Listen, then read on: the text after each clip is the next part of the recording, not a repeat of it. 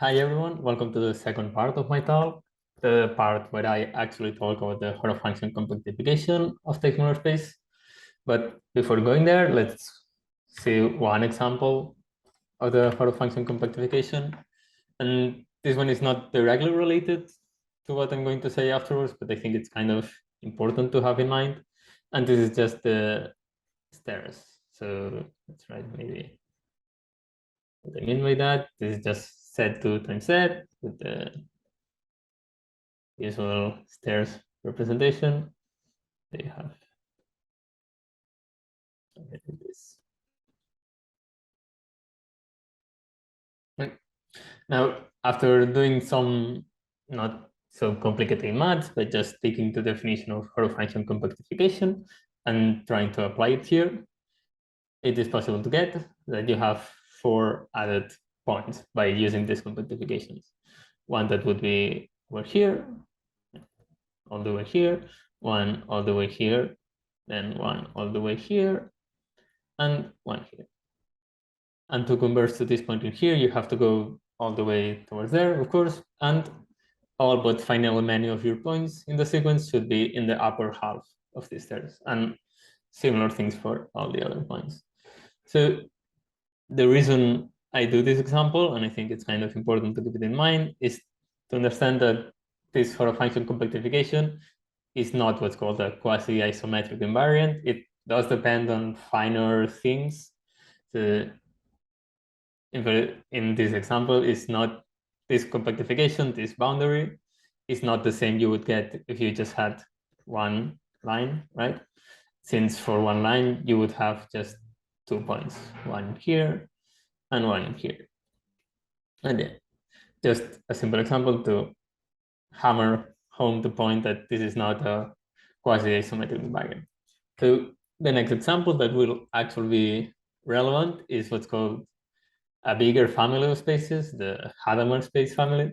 A Hadamard space is a Riemannian manifold with non-positive curvature, simply connected and complete. So topologically, it's just a ball with non-positive curvature. So this means that geodesics are more or less normal. They don't cross between them. You don't have weird things going on. It's just straight lines. This means that Hadamard space can have Horo function compactification. Of course, you just need the space to be proper, but they also have visual compactifications. And for all these examples, what you get is that the Horo function compactification is just equal to the visual compactification. So you just get a ball. Yes. For Hadamard spaces, the Horo function compactification is the same as the visual compactification at any point. So another thing is that the visual compactification here will be the same everywhere. And in fact, this is most of the examples where both the visual compactification and the Horo function compactification are both definable. And for all of this, we have that they are just the same. So it's kind of disappointing because you don't see that the Horo function is different. It turns out to be there are some other examples. One is the Schwarz geometry, which is a whole different story. But still, there are not that many when you have both examples and they are actually different, which kind of gives interest to the Horo function compactification. Okay. So yeah, we have talked now enough about examples. So let's define some stuff that we need to explain the main theorem. The only thing remaining to be able to explain the theorem is what's called a Boosman point. Now, these points are the simplest ones and are the ones that you get by going along a geodesic ray. So just if you go in just a straight line, you go to what's called a Boosman point. It's fairly easy to see that these points converge. It's just a like 3-line proof, but I'm not going to do it. And the pointer converge are called Boosman points. Now I will denote them like this, B sub gamma. And if you think a little bit about it, this is giving you kind of a map from the visual compactification to the Horo function compactification by just taking each ray at the base point and associating its Boosman point. Now, this map is not continuous in whenever it's different. Or you can say that it's injective, which at least gives you a way to put pointwise the visual compactification inside the Horo function compactification. So in some way you can see that the Horo function will be bigger. So with this, we have enough to announce now the main theorem, and it is, so let's read it.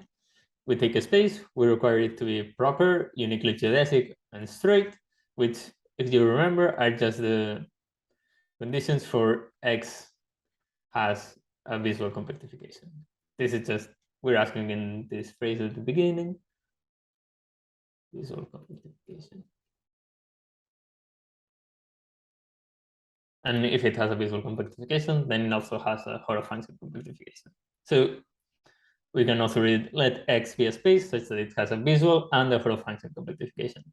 Then for any base point inside the space, we have a continuous surjective map from the Horo function compactification to the visual compactification based at that point, such that inside is just the identity.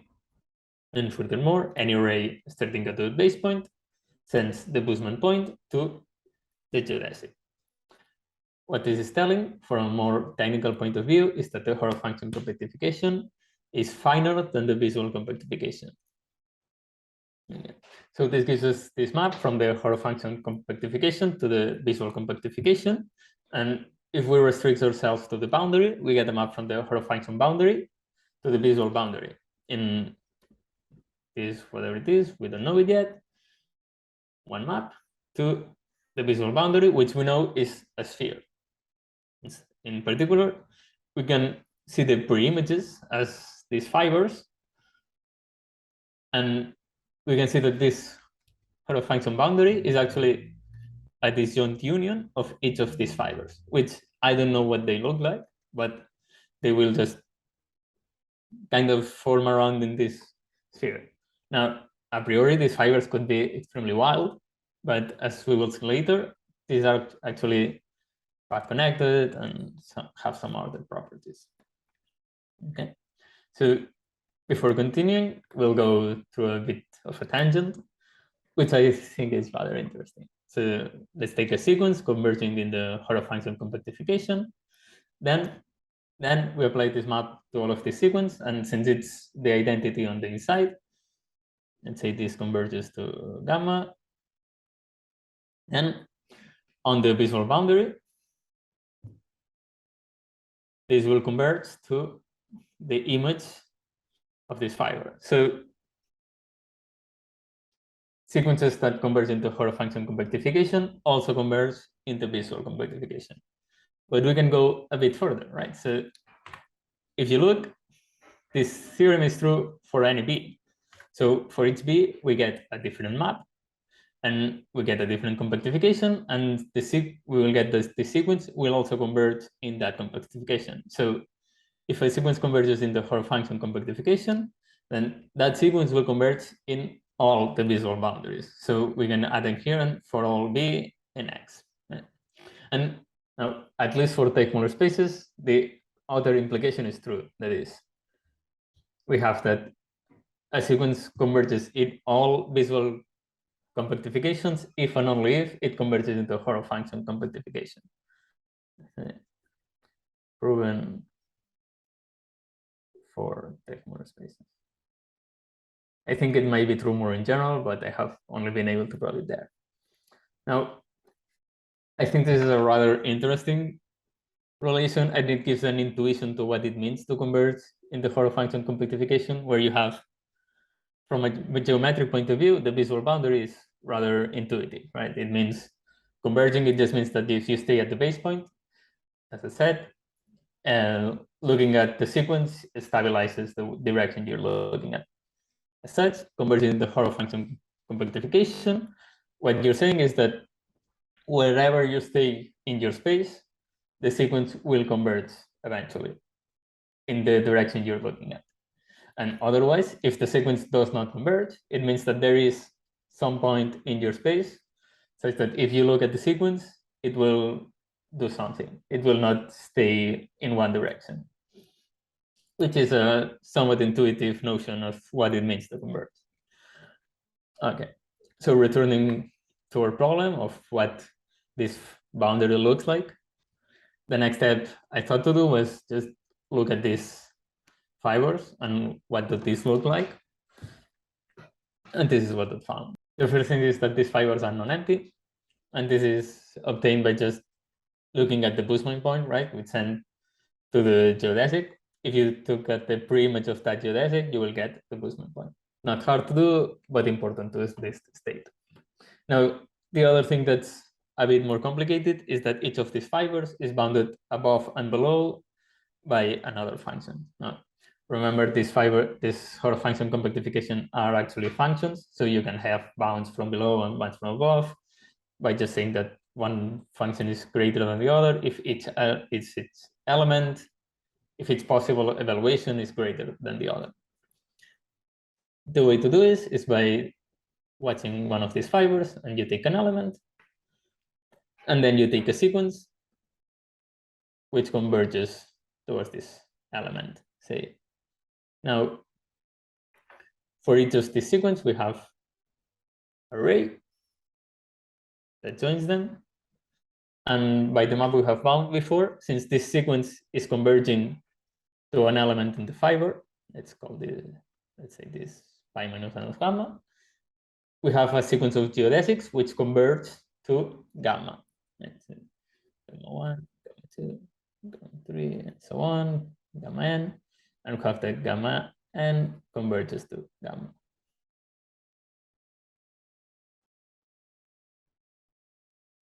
By looking at the triangle inequality, it's possible to see that Horo functions decrease along these geodesics. And by this, I mean that all the Horo functions I will be obtaining here are actually greater than the Horo functions we get in here. And furthermore, if we go along these geodesics in a really slow pace, since this geodesic 2 converts to the geodesic gamma, we will eventually get really close to gamma. And once we're really close, we can advance a bit and then move for a lot more along the geodesics to get, again, really close to gamma. And by doing this, we get a sequence which isn't the same geodesics as the ones converging to eta, but that gets really close to gamma. And so these points will, their value in the Horo function compactification, we can make it so they converge to the sames. Let's put it in another color, to the sames that will be converging along this. And this, we can get a sequence of points that is among these geodesics and converge to the Boosman point.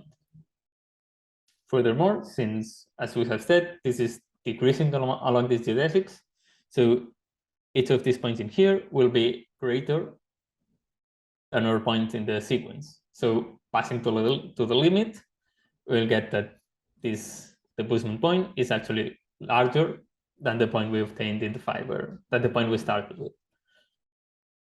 And this gives us an upper bound on all elements of the fiber. We can do something similar, and also it's not that pretty, by going all the way on each geodesic.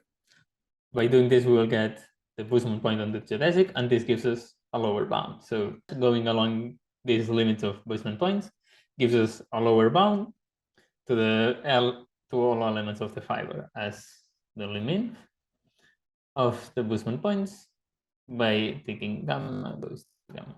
And in here, so we get this chain of inequalities, which doesn't look that interesting, but will be rather useful later on, where for all elements of a fiber, we have that the Boosman point is larger than the element itself, and it's larger than the limit base of gamma n, where gamma n any sequence converging to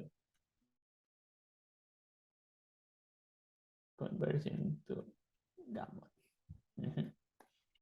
Okay. Another property that's now more interesting is that these fibers are actually path connected.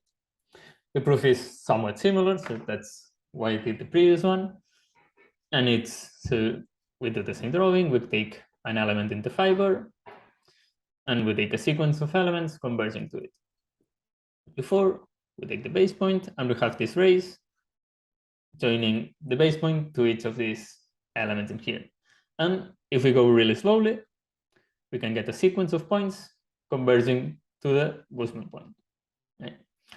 And even more, for each of these points, we have this geodesic going from from this point in here, so the one that goes to the Boosman point, to the one that goes to our initial elements. And yeah, between them, we have this path. And then we have this next path. And then we have this path in here, and so on.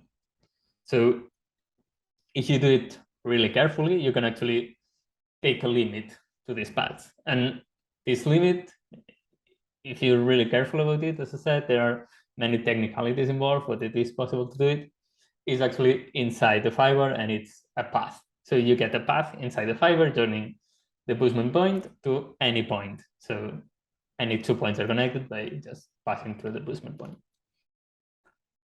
Another conditions that's more specific to Teichmuller spaces, maybe to other spaces, but this is just, I just found them in Teichmuller spaces, is that some of these fibers may have high dimensions. And the higher the dimensions of the surface, so the higher the dimension of Teichmuller space, the higher the dimensions of these fibers. So while I am drawing them as lines, which are path connected, so it kind of makes sense to draw them as lines, they may be much higher dimensional than just one. For Teichmuller spaces, we can refine this a bit more by using a result by Weiss, in which he characterizes the geodesics for which the Boosman point converges, which is precisely kind of what we needed to make this sandwich inequality in here be an equality and have the element in the middle be both. So for which the Boosman points converges to, I'm not going to go deep into this characterization, but what I'm going to say is that the idea is to take this characterization and make it so we can determine which geodesics satisfy it for all possible ways of approaching it.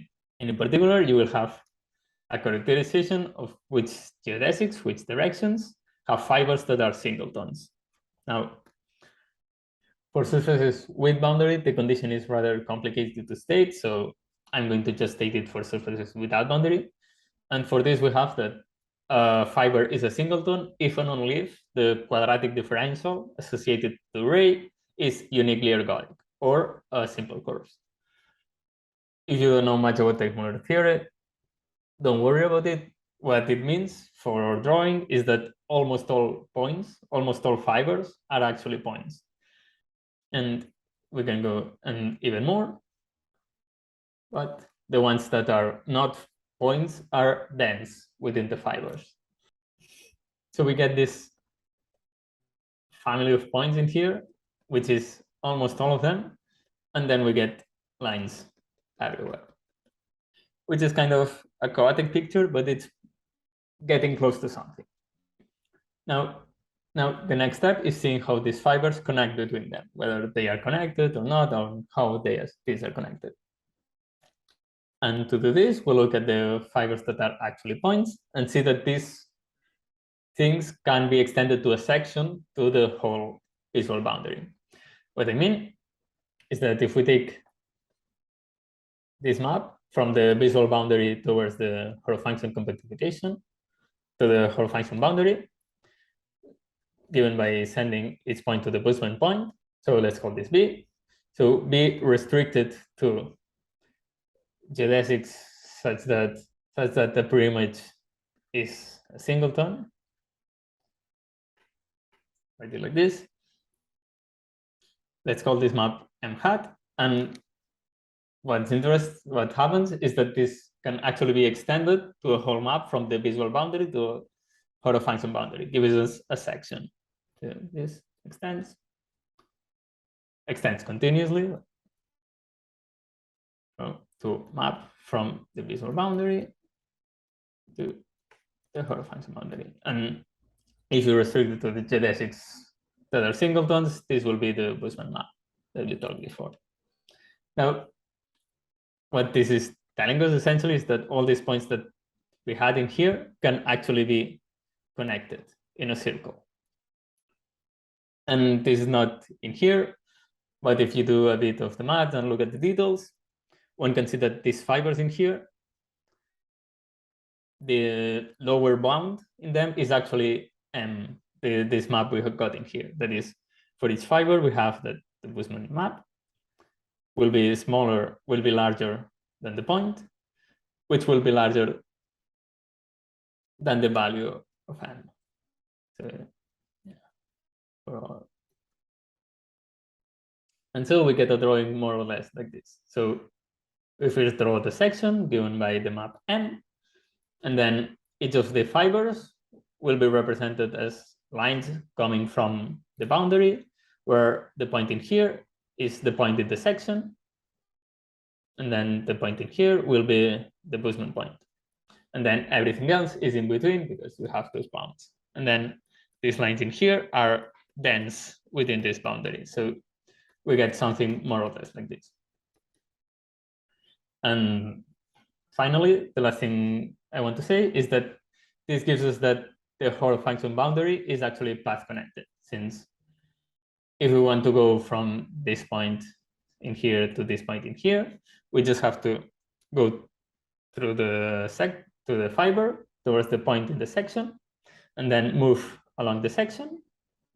And then once we have reached the other fiber, then just move along the fiber, which we know is also path connected.